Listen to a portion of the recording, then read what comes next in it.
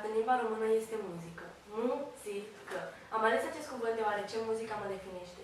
Consider că muzica face parte din viața fiecăruia, ne poate relaxa și ne poate face să ne simțim special.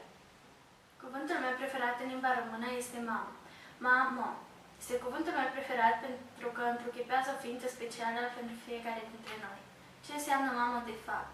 Este acea persoană care ne emană iubire și căldură, acea persoană care va fi mereu lângă noi. Asta înseamnă mamă pentru mine.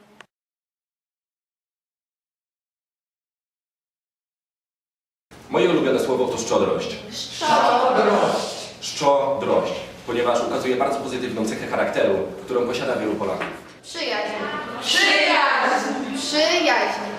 Jest to głęboka relacja pomiędzy bliskimi sobie osobami, oparta na szczerości, miłości, wsparciu i zaufaniu. Jeżeli jest prawdziwa, trwa do końca. La palabra que más me gusta del diccionario es amor. Amor, porque el amor es el primer impulso, la fuerza que mueve el mundo. La palabra que he escogido es imaginación.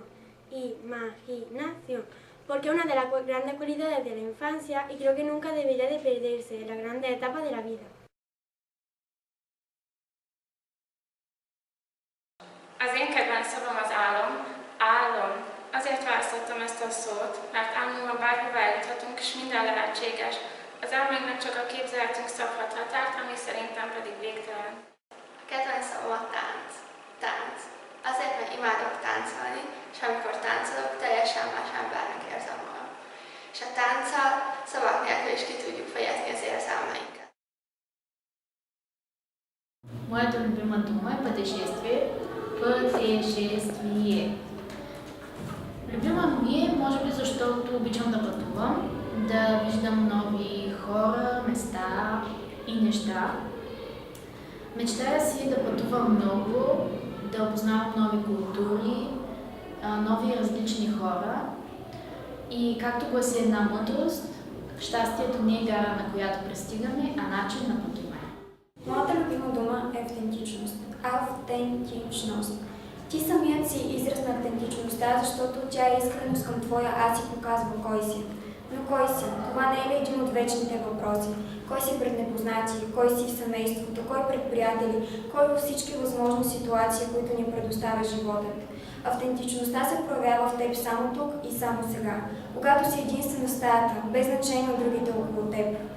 Заслушан в себе си, вярващ в себе си, признаваш всичките си грешки, без грим или излишни рани.